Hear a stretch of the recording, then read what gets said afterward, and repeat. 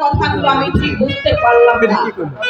যে মানুষ টাকার জন্য মানুষের সঙ্গে কসাইয়ের মতো ব্যবহার করে, টাকারই জন্য যে মানুষ গাড়ির চামড়া আর সেই 5,000 টাকা পাবে, অথচ আরো দিতে চাইছে। আমি তো কিছুই বুঝতে পারছি না। নিশ্চয় এর মধ্যে কোনো রহস্য আছে।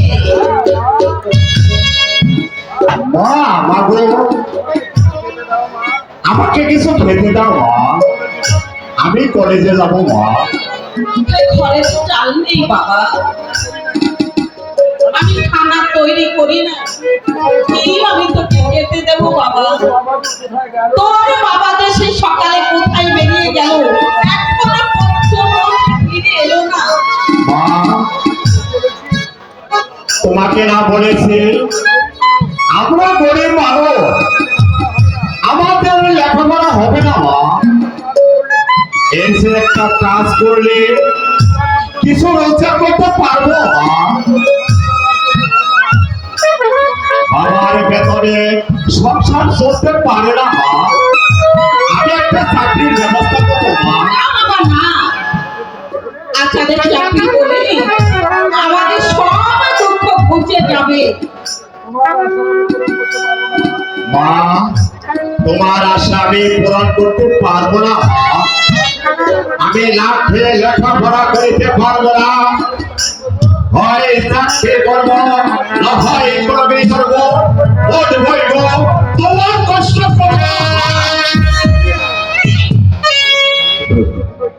এই জন্যই তো আমি তোদেরকে এত কষ্ট করে লেখাপড়া শিখিয়েছি। তুই আমার আশা পূরণ করতে দিবি না, তুই বলে হবি আমার পুত্র। যে পুত্র মায়ের আদেশ পালন করে না, আমি তার মুখ দেখতে চাই না, দেখতে চাই না, দেখতে চাই না। মাসুম মালিক আমার নাতি স্কুলে চলে গিয়েছে, তার চেয়ে তুই বড় হয়ে আমার আদেশ পালন করতে পারবি না। তোর বাবা নাতি কোথায় গেছে আমি কিছুই জানি না। ছেলেটাকে আমি স্কুলে পাঠিয়ে দিয়েছি, আমিও তো না খেয়ে আছি, আমি তো কাউকে বলিনি।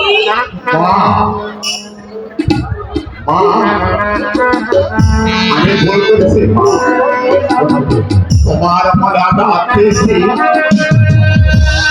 মা, আমাকে তুমি ক্ষমা করো মা। তোমার আশা আমি যাওয়ার করে মা আমি পূরণ করবো, আমি না খেয়ে স্কুলে যাবো না। সত্যি তুই কলেজে যাবি? হ্যাঁ মা, হ্যাঁ মা, আমি না খেয়ে কলেজে যাবো। কে বলে আমার মনি ভালো নয়? আমার মনি খুব ভালো ছেলে। বাবা মনি, তুমি কলেজে যাও বাবা, আমি তোমাদের জন্য খানা তৈরি করে রাখবো, আর বেশি কষ্ট করতে হবে না। আজকে যে আর টাকা পাঠাতে হবে না, আমাদের কষ্ট এখন হয়ে যাবে। আচ্ছা দেখো টাকা রোজগার করবে।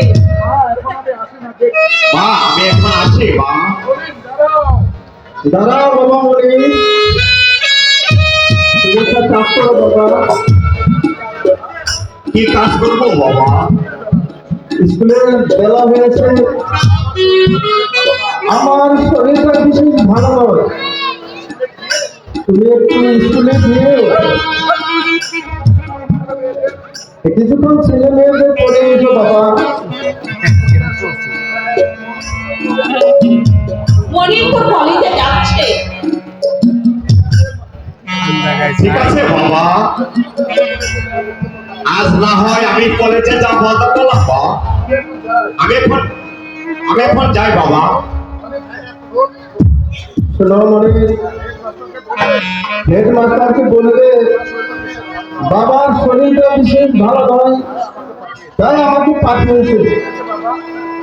ঠিক আছে বাবা, আমি যাচ্ছি। মা, আমার জন্য কিছু খানা তৈরি করে রেখো মা। ঠিক আছে বাবা, আমি রাখবো, তুমি এখন যাও। ঠিক আছে, আমি স্কুলে যাচ্ছি মা। বাবা, আমি স্কুলে যাচ্ছি বাবা। যাও বাবা। মালেকা, তুমি মনে হয় আমার প্রতি অনেক রাগ করে বসে আছো মালেকা। কেন রাগ করবো আমি? ঘরে এক মুষ্টি চাউল নেই, ছেলেরা এক মুষ্টি ভাতের জন্য উৎপাত করছে। তুমি তাদেরকে দিয়ে দিয়ে বুঝাবে মালেকা। আমি যে মা, তাই ছেলেদের দুধ দুয়াই আমার কর্তব্য। তোমার মতো আদর্শ স্ত্রী পেয়েছি বলেই তো এই ছেলেদেরকে মানুষ করা সম্ভব হচ্ছে।